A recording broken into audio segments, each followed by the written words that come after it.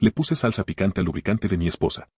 Ella y su amante terminaron en el hospital. Nunca imaginé que la calma que había construido en mi vida se iba a romper de la manera más absurda y humillante. Soy J, el esposo de esa mujer que hoy todos conocen por lo que hizo, y quiero contar la historia desde mi lado, porque hasta ahora todos escuchan la versión de ella, y yo también tengo derecho a mi verdad. Al principio, todo era perfecto. Nos conocimos cuando yo era joven y callado, y ella estaba acostumbrada al ruido, a los hombres que hablaban demasiado y no hacían nada. Me eligió a mí porque podía escucharla, porque podía sostenerla sin drama, porque le daba seguridad. Nunca pensé que esa misma seguridad sería el arma que usaría para destruirme por dentro. 7 años después, la paciencia que me caracterizaba se convirtió en un arma silenciosa.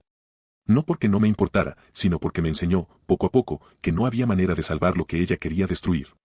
Los silencios en nuestra casa no eran fríos, eran mis advertencias, mis señales de que algo estaba cambiando.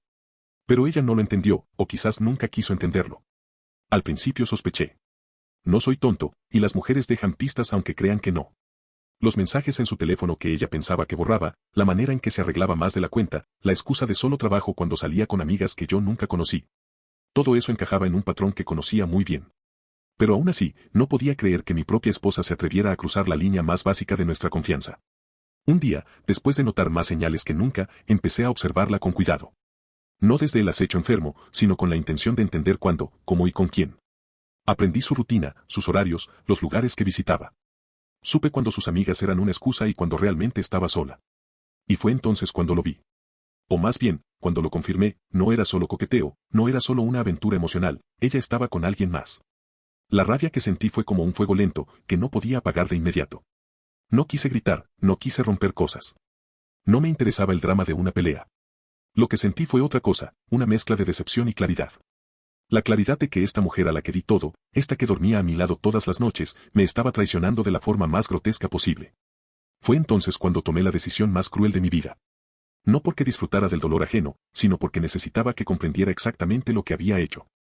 Necesitaba que sintiera, aunque fuera por un instante, la humillación que yo sentía cada vez que ella sonreía mientras escondía sus secretos. Abrí la gaveta donde sabía que guardaba su lubricante. Siempre lo usábamos juntos, pero nunca imaginé que lo convertiría en su arma de placer con otro hombre. Lo tomé, añadí algo que sabía que no olvidaría, salsa picante, de la más ardiente que podía encontrar. No era un accidente, era un mensaje. Un recordatorio de que sus juegos tenían consecuencias. Que no podía jugar con mi confianza impunemente. Esa noche, mientras ella no estaba en casa, revisé mentalmente todo su comportamiento. Sabía que iba a buscarlo, sabía que lo usaría. Cada gesto suyo se volvió una confirmación de que lo que estaba haciendo no era inocente. Y cuando lo hizo, cuando ella y su amante comenzaron a gritar de dolor, una parte de mí se sintió satisfecha, y otra se sintió enferma. Porque lo que estaba haciendo era monstruoso. Pero también era justo. No corrí a consolarla, no entré gritando. Observé desde la sombra, esperando, escuchando. Sus gritos, el fuego que se apoderó de sus cuerpos, la desesperación, todo eso me golpeaba en el estómago. No era solo venganza, era un espejo de lo que ella había hecho. Cada segundo de sufrimiento que escuchaba me recordaba que ella había elegido esa vida. Había elegido la mentira, la traición.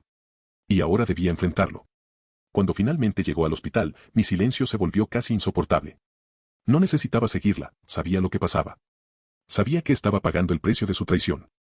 Y mientras ella se retorcía en esas camillas, mientras el personal médico la miraba con esa mezcla de lástima y sorpresa, yo sentía un vacío extraño, una mezcla de justicia y horror. No me equivoqué en lo que hice. Sabía que el dolor que sentirían sería intenso, lo suficiente para dejarles claro que nada era gratuito. Pero tampoco anticipé el nivel de humillación que recibirían. Ver a su amante con los testículos quemados, a ella con lágrimas y súplicas, fue más de lo que imaginé. Y, aún así, no corrí a disculparme ni a intervenir. Cada segundo de esa agonía era un recordatorio de la traición que soporté durante meses. Cuando volvieron, ella entró con la bata del hospital colgando, la cara marcada por el dolor y la vergüenza. Me miró, y por un instante creí que iba a disculparse de verdad, que iba a reconocer lo que había hecho. Pero su mirada era otra, era miedo, confusión, un intento de negar la magnitud de lo que había hecho. ¿Te gustó? Le pregunté, con calma, dejando que cada palabra se hundiera como un cuchillo. Ella no supo qué decir. Sus ojos, llenos de lágrimas, no podían sostener los míos.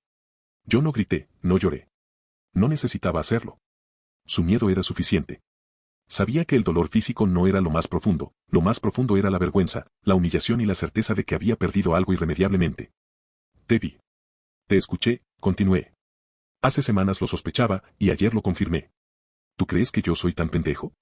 No hubo golpes, no hubo escándalos públicos. Solo un silencio cargado, donde cada respiración de ella me decía que estaba atrapada, que sabía que la había atrapado. El simple hecho de saber que estaba sufriendo de esa manera me daba una sensación extraña, mezcla de poder y vacío. No soy un monstruo por placer, soy un hombre que fue empujado al límite de su paciencia. Ella lloraba, me pedía perdón, balbuceaba palabras sin sentido. Yo solo la observaba, sin responder. Cada súplica era una confirmación de su mentira, de su engaño constante. Todo ese tiempo que le di, todo lo que construimos juntos, reducido a la nada en sus manos. Y yo estaba ahí, viendo cómo se consumía su propio fuego.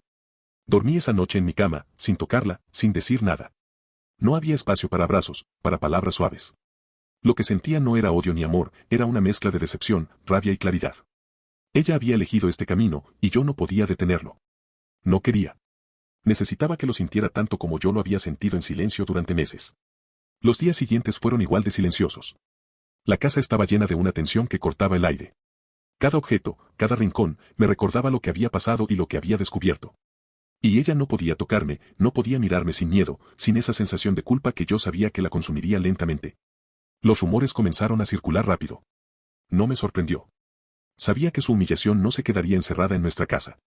Y, honestamente, no me importó. Que todos supieran lo que hizo era parte de su castigo invisible. Que la gente la mirara con lástima o asco era parte de la lección que nunca quiso aprender de otra manera. Cuando finalmente hablé, semanas después, fue con calma absoluta.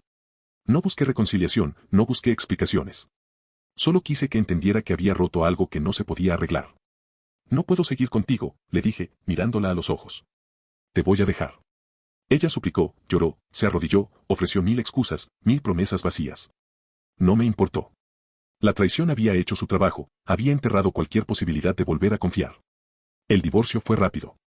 No hubo enfrentamientos públicos, no hubo disputas interminables. Me fui de la casa con lo justo, dejando todo atrás, llevándome solo lo que no podía desaparecer, la certeza de que había actuado según lo que sentía. No me arrepiento. Lo que hice fue extremo, sí. Cruel, tal vez. Pero no fue gratuito. Fue consecuencia directa de una traición directa y sostenida. Hoy, cuando pienso en ella, no siento amor ni odio. Solo veo el reflejo de lo que la traición puede hacer, transformar a un hombre paciente en alguien dispuesto a jugar con fuego para que la otra persona sienta lo que él sintió durante meses. Todo terminó. Sin reconciliación, sin moraleja, sin justicia poética. Solo quedó la cicatriz de lo que fue, y el recuerdo de que, a veces, las personas cruzan líneas que no deberían cruzar y pagan el precio de la forma más cruda posible.